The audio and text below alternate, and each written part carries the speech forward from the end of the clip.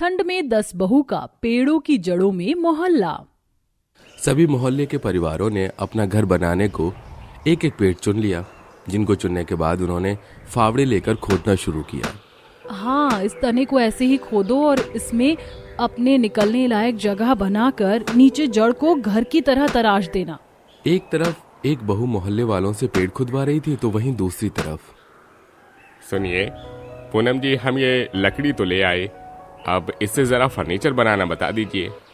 अपना हथौड़ा उठाइए और ऐसे ऐसे।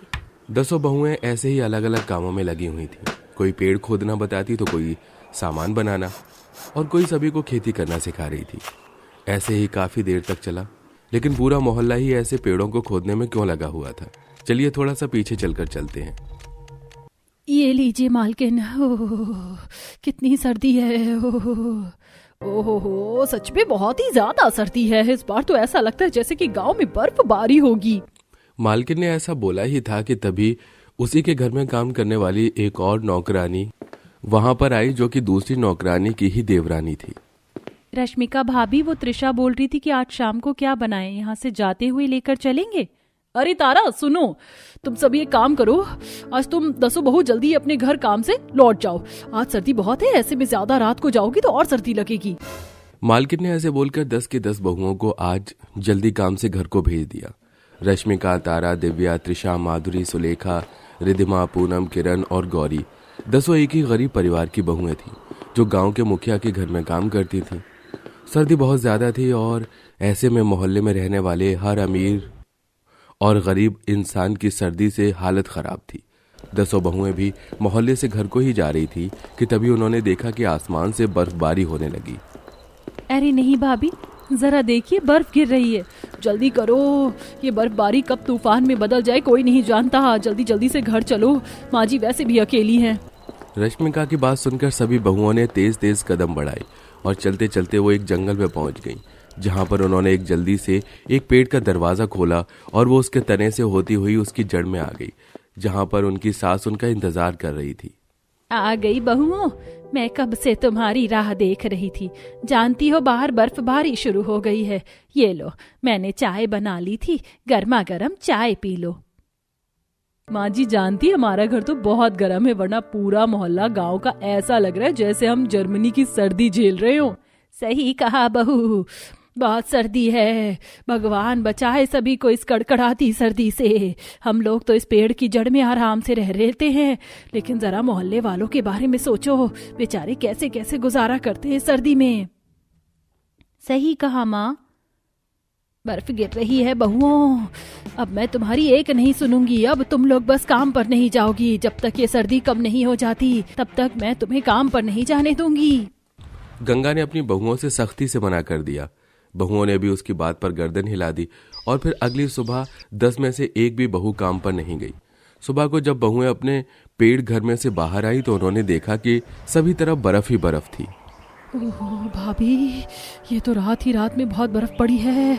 कितनी ज्यादा सर्दी हो रही है। सही कहा, चलो सभी घर के अंदर चलो, आज काम पर जाना सही नहीं रहेगा। रश्मिका सभी बहुओं को अपने पेड़ घर के अंदर ही ले गई, जहां पर सभी बहुएं अपनी सास और पतियों के साथ चाय पीने लगी। एक तरफ बहुओं को पेड़ घर में बर्फबारी में ज्यादा सर्दी नहीं लग रही थी, तो वहीं दूसरी तरफ मोहल्ले का हाल कुछ ऐसा था। जी बड़ी सर्दी है। ये बर्फबारी होने से तो मुझे ऐसा लगता है कि तापमान बहुत ज्यादा गिर गया है। सही कहा तुमने। अरे मेरी भी कुल्फी जम गई है। सुनो जी, मुखिया जी से जरा बात कराओ, सर्दी इतनी ज्यादा हो गई है, हो सकता है वो कुछ गर्म कपड़ों वगैरह से हमारी मदद कर दें। अजी हाँ जरूर, मुखिया जी ना करें किसी की फूटी कौड़ी से भी मदद। हाँ हाँ, आइंदा ऐसी बात मुंह से भी मत निकालना। ठीक है, इतना भड़कते क्यों हो। गांव में सभी तरह ऐसे ही बातें चल रही थी। मुखिया जी के घर के आसपास रहने वाले मोहल्ले के लोग ज्यादा गरीब थे, इसीलिए बर्फबारी उन्हें कुछ ज्यादा ही भारी पड़ रही थी। कोई सड़कों पर तो कोई घर में, सभी जगह लोगों की कपकपी बंधी हुई थी।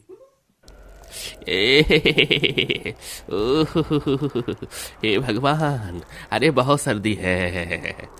एक तरफ सभी का ऐसा हाल था तो वहीं दूसरी तरफ मुखिया के घर में। अरे सुनो सीजल, आज वो 10 बहुएं नहीं आई काम पर। नहीं मालकिन, वो बर्फबारी हुई है ना, तो आज हो सकता है इसी वजह से ना आई हूँ। सेजल ने ऐसे बोलकर बात को खत्म कर दिया। आज सारा दिन मोहल्ले में ऐसे ही सर्दी का माहौल रहा और ऐसे ही फिर आज की शाम भी बर्फबारी हुई और लगातार ऐसी बर्फबारी लगभग 4 से 5 दिनों तक होती रही। सर्दी से सभी का बुरा हाल था। मुखिया की पत्नी को भी खुद ही घर का काम करना पड़ रहा था क्योंकि उसकी 10 नौकरानियां काम पर नहीं आ रही थी। इसीलिए एक दिन, सुनो तुम दोनों, वो जो 10 बहुएं आती थी ना काम पर, उनके घर जाओ और पता लगाओ कि वो आजकल क्यों काम पर नहीं आ रही हैं। जी मालकिन। मुखिया की पत्नी की बात सुनकर 2 आदमी 10 बहुओं का पता निकालने को उनका घर ढूंढने लगे और ढूंढते ढूंढते वो दोनों उसी जंगल में पहुंच गए जहां बहुओं का घर था। अरे भैया, कहाँ रहती हैं वो 10 बहुएं? कुछ पता है तुम्हें? अरे नहीं रे बाबा, कितनी सर्दी है। अरे इस जंगल में वैसे वो कहाँ ही रहती होंगी। इतनी सर्दी और बर्फ में तो अच्छी अच्छी जमकर मर जाए, लेकिन चलो फिर भी आवाज देकर देखते हैं। अरे बहनों, अरे हमारी 10 की 10 बहनों कहाँ हो? बहनों। दोनों आदमी ऐसे ही आवाज लगाने लगे कि तभी जड़ में बने घर से 10 बहुएं निकल आईं, जिन्हें पेड़ के अंदर से निकलता देख दोनों आदमी चौंक गए। अरे बहना, ये तुम कहाँ से निकल कर आई? अरे भैया ये सब छोड़ो, पहले आप दोनों अंदर आ जाओ, बाहर बहुत सर्दी है। 10 बहुएं उन आदमियों को घर के अंदर ले गईं, जहां उन्होंने उन्हें मुखिया जी की पत्नी का संदेश दिया और उन्हें चाय पीने को दी। चाय वगैरह पीने के बाद, अरे बहना, ये पेड़ की जड़ वाला घर तो बड़ा ही गर्मा गर्म है। बाहर पानी बरस रहा है और अंदर गर्मी। कहाँ से आया ये आइडिया? बस भैया, सर्दी ने जब जान सताई तो खुद ही खुद सद्बुद्धि आई। ऐसे ही 10 बहुओं ने काफी देर उन आदमियों से बात की और फिर वो दोनों वहां से आ गए। बर्फबारी और ठंड से सारा मोहल्ला परेशान था। जब वो दोनों आदमी अपने मोहल्ले में आए तो उन्हें बहुत ज्यादा सर्दी लगी और उन्होंने गरीब बहुओं का जुगाड़ सभी मोहल्ले वालों को बता दिया। अरे भैया, अगर ऐसा है वो बहुएं ठंड की वजह से पेड़ की जड़ में ही रह रही हैं, तो चलो हम भी ऐसे ही रह लेते हैं। अरे सही कहा, इतनी ज्यादा सर्दी है, हम सभी पूरा मोहल्ला भी चलो पेड़ों की जड़ों में ही रहने चलते हैं। सभी ने उन बहुओं की ही तरह रहने का मन बना लिया और सभी गरीब मोहल्ले वाले ठंड से बचने को जंगल में ही आ गए और 10 बहुओं से फरियाद करने लगे कि वो उनका भी ऐसा ही घर बनवा दें। ठीक है, हम समझते हैं जैसे हमें सर्दी लगती है वैसे ही सभी को भी लगती होगी। हम आप सभी का घर भी बनवा देंगे। रश्मिका की बात सुनकर सभी मोहल्ले वाले खुश हो गए और सभी मोहल्ले के परिवारों ने अपना घर बनाने को एक एक पेड़ चुन लिया, जिसको चुनने के बाद उन्होंने फावड़े लेकर खोदना शुरू किया। हाँ, इस तने को ऐसे खोदो और इसमें अपने निकलने लायक जगह बनाकर नीचे जड़ को घर की तरह तराश देना। एक तरफ एक बहू मोहल्ले वालों से पेड़ खुदवा रही थी तो वहीं दूसरी तरफ, सुनिए पूनम जी, हम ये लकड़ी तो ले आए, अब इससे जरा फर्नीचर बनाना बता दीजिए। अपना हथौड़ा उठाइए और ऐसे ऐसे। 10 बहुएं ऐसे ही अलग अलग कामों में लगी हुई थी। कोई पेड़ खोदना बताती तो कोई सामान बनाना और कोई सभी को खेती करना सिखा रही थी। ऐसे ही काफी देर तक चला। हालांकि सर्दी काफी ज्यादा थी, लेकिन काम में लगकर सभी की सर्दी दूर हो गई और शाम होते होते लगभग 10 से 12 पेड़ों में पूरे मोहल्ले वालों के घर बन गए। अरे बहनों और भाइयों, आपका बहुत बहुत शुक्रिया। अगर आप लोग न होते तो हम मोहल्ले वाले तो सर्दी से ठिठुर ठिठुर कर ही मर जाते। अरे नहीं नहीं, ऐसे मत बोलिए। मुसीबत में एक इंसान ही दूसरे के काम आता है। अच्छा, शाम हो रही है, ऐसा लगता है कि दोबारा बर्फ गिरेगी। आप सभी अपने अपने घरों में चले जाइए। कल सुबह को फिर हम आगे कर जुगाड़ करेंगे। माधुरी के पति की बात सुनकर सभी मोहल्ले वाले अपने अपने पेड़ घर में चले गए। कोई पेड़ मिश्रा जी का घर बन गया था तो कोई शर्मा जी का, लेकिन सभी लोगों के पेड़ घर देखने और दिखाने के लायक थे। सभी के घरों में घुस जाने के बाद बर्फबारी शुरू हो गई, जो कि सारी रात हुई। अरे देखो, बाहर बर्फबारी हो रही है, लेकिन इस घर में तो सर्दी का पता भी नहीं है। अरे भला हो इन 10 बहुओं का, वरना जरा गुजरे हुए 4 दिन सोचो कितने मुश्किल थे। सभी मन ही मन 10 बहुओं का शुक्रिया अदा करने लगे। अगले दिन बर्फ की वजह से कोई भी घरों से बाहर नहीं आया। शाम के वक्त सभी निकले और उन्होंने अपने घरों के बाहर बैठकर साथ साथ चाय पी। जब तक गर्मी का मौसम नहीं आया तब तक सारा मोहल्ला पेड़ की जड़ों में ही रहा और किसी को भी ज्यादा सर्दी नहीं झेलनी पड़ी। क्या हुआ बहू, इतनी ठंड में सारा सामान लेकर बाहर क्यों खड़ी है? आ चल अंदर आ, देख बाहर कितनी ठंड है। बाप रे कितनी ठंड है। अरे देवरानी जी कितनी ठंड हो रही है। इतनी ठंड में आप रात को बाहर क्या कर रही हो? अंदर आ जाओ, ठंड लग जाएगी। नहीं, मुझे नहीं आना इस घर में। मैं इस ठंड में घर से बाहर ही ठीक हूँ। अपना सामान लेकर आप लोगों ही रहिए यहाँ आराम से, मैं नहीं रह सकती। आ जा बहू, क्यों परेशान होती है? हम लोग कुछ करते हैं, जल्द ही ये सारी चीज ठीक हो जाएगी। अंदर आ जा बहू।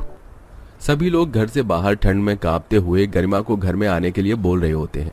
वहीं दूसरी ओर गरिमा ठंड से कांपती हुई कहती है, कोई जरूरत नहीं है, मैं अब इस घर में एक सेकंड भी नहीं रहना चाहती। अगर मुझे पहले पता होता तो मैं कभी ना आती यहाँ। आखिर ऐसा क्या हुआ गरिमा के साथ, उस परिवार में, जो ठंड में कांपते हुए अपना पूरा सामान लेकर घर के बाहर थी गरिमा? आइए जानते हैं अपनी कहानी में आगे। जनवरी के महीने में शादी तो कर ली, लेकिन बहुत ज्यादा ठंड लग रही है। कब आएगा हमारा ससुराल? बस थोड़ी दूर का डिस्टेंस और है, और अब आने ही वाला है। थोड़ा ठंड बर्दाश्त कर लो, फिर तो घर आ ही जाएगा। राहुल गरिमा से डरते डरते पूछता है, गरिमा वैसे तुम्हें कैसा ससुराल चाहिए? शादी के बाद तुम्हारी क्या एक्सपेक्टेशंस हैं अपने ससुराल वालों और अपने पति से? ज्यादा एक्सपेक्टेशन तो नहीं है मेरी किसी से भी, पर अपने हस्बैंड से है। घर छोटा हो, फैमिली बड़ी हो, मुझे उससे कोई दिक्कत नहीं है। बस थोड़ा मैं एक्सपेक्ट करती हूँ कि मैं जिस ससुराल में जाऊँ वहाँ पर मेरे और मेरे हस्बैंड का रूम पर्सनल हो, जिससे मैं उनके साथ पर्सनल टाइम स्पेंड कर सकूँ और कोई भी पर्सनल चीज उनसे शेयर कर सकूँ। एक्सपेक्टेशन तो बहुत ज्यादा है, लेकिन कोई नहीं, होना भी चाहिए। हर लड़की का सपना होता है कि उसका एक अलग कमरा हो। क्या सोचने लगे राहुल जी? नहीं कुछ नहीं, चलो हमारा ससुराल भी आ गया। राहुल गरिमा को लेकर उसके ससुराल पहुंचता है, जहां गरिमा की सास ठंड में उसका घर में गृह प्रवेश करवाती है। गरिमा अपने ससुराल को देखकर दंग रह जाती है, जहां एक छोटा सा कमरा होता है, वहीं छोटा सा चूल्हा और एक छोटी सी खाट, जिसमें रहने को इतना बड़ा परिवार। गरिमा समझ गई थी कि यह ससुराल उसके सपने जैसा तो नहीं है। गरिमा अपना मन मारकर गृह प्रवेश करती है। ये लो, इस खाट पर मैंने तुम दोनों का बिस्तर लगा दिया है, तुम दोनों इस पर सो जाओ। सुमित्रा के कहने पर ठंड में वो पुराने से खाट पर सो जाते हैं, और साथ में उसका पति भी, और सभी लोग जमीन पर बिस्तर करके सो रहे होते हैं, पतली सी रजाई ओढ़कर। कुछ देर बाद नई बहू गरिमा उस खाट पर एक करवट बदलती है कि वो खाट टूट जाती है। गरिमा चिल्लाते हुए गिरती है। हे राम, मम्मी चोट लग गई, मेरा तो हाथ पूरा छिल गया।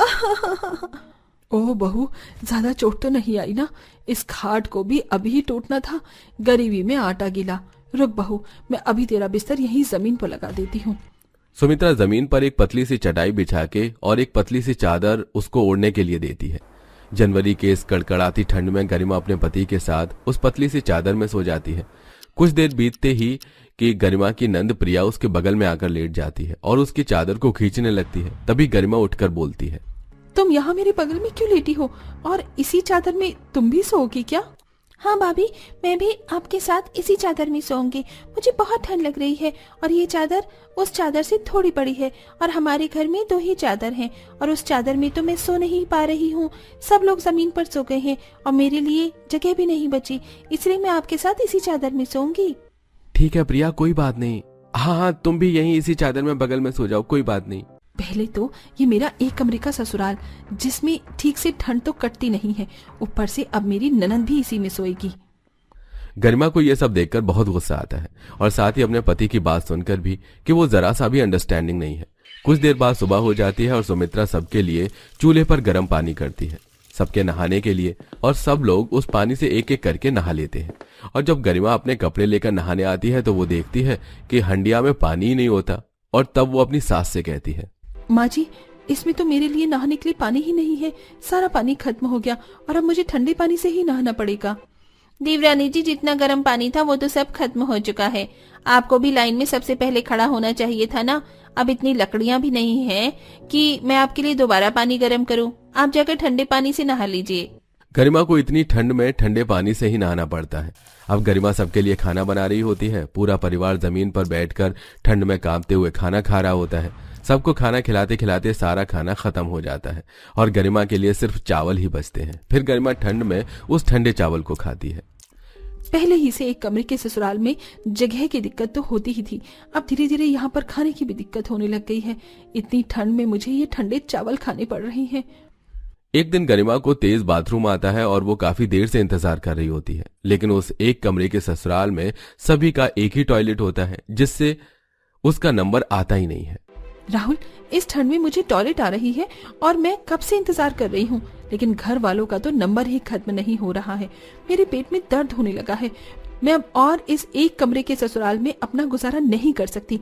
तुम कुछ कर सकते हो तो करो या मैं कुछ करूँ। बहू, बहुत तेज ठंड है बाहर, देख कितनी तेज हवाएं चल रही हैं। चल अंदर आजा, ऐसे नहीं करते। ओह, यहाँ कितनी ठंड है बाहर देवरानी जी, अंदर आ जाइए, अंदर बैठकर बात करते हैं। हाँ बहू, अंदर आजा, मिलकर इस समस्या का समाधान ढूंढते हैं। ऐसे परेशान मत हो, आजा अंदर आजा, बाहर बहुत ठंड है, बीमार पड़ जाएगी। मैं अब इस एक कमरे के ससुराल में गुजारा नहीं कर सकती जहाँ हर चीज की दिक्कत हो।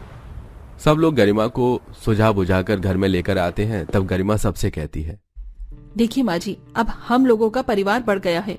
कल को मेरे बच्चे होंगे तो परिवार और ज्यादा बढ़ेगा। अब इस ठंड में इस एक कमरे के घर में गुजारा करना बहुत मुश्किल है। हम लोगों को मिलकर कोई काम करना चाहिए। हाँ भाभी, आप सही कह रही हो, हम लोगों को अब कुछ काम करना चाहिए। क्यों ना हम लोग गद्दे और रजाई बनाना शुरू करें, इससे हमारे घर में भी और रजाइयाँ बन जाएंगी और हम इसे बाजार में बेच पाएंगे। शरद के मौसम में हमारी ये रजाइयाँ बहुत बिकेंगी। गरिमा का जेठ गोविंद और पति राहुल मिलकर मार्केट से बहुत सारा रुई लेकर आते हैं। अब पूरा परिवार मिलकर रुई की रजाई बनाना शुरू करता है। फिर कुछ गद्दे बनाए जाते हैं। सब घर में सबके लिए अपनी अपनी अलग अलग रजाइयां थी और सोने के लिए गद्दे भी। और धीरे धीरे वो उन रुई से बनी हुई रजाई को बाजार में बेचने लगते हैं। धीरे धीरे उनकी कमाई भी मोटी होनी शुरू हो जाती है, जिसे देखकर गरिमा कहती है, देखिए माँ जी, इस रुई की रजाई की मार्केट में बेचकर हमारे पास अब अच्छे पैसे आ जाते हैं। क्यों ना अब हम अपने लिए 1-2 कमरे बनवा लेते हैं, जिससे हमें परेशानी कम होगी। हाँ बहू, तुम सही कह रही हो, अब हम लोगों को भी 2 कमरे बनवा ही लेने चाहिए। दोनों बहुओं का 1-1 कमरा हो जाएगा और हम तो यहाँ एडजस्ट कर ही लेंगे। रुई की रजाई बेचते बेचते उनकी अच्छी कमाई हो जाती है और सुमित्रा के कहने पर सुमित्रा के दोनों बेटे 2 कमरे और बनवा लेते हैं, जिसमें उसकी दोनों बहुएं और बेटे रहते हैं। और जो 1 कमरा था उसमें सास ससुर और नंद आराम से रह लेते हैं।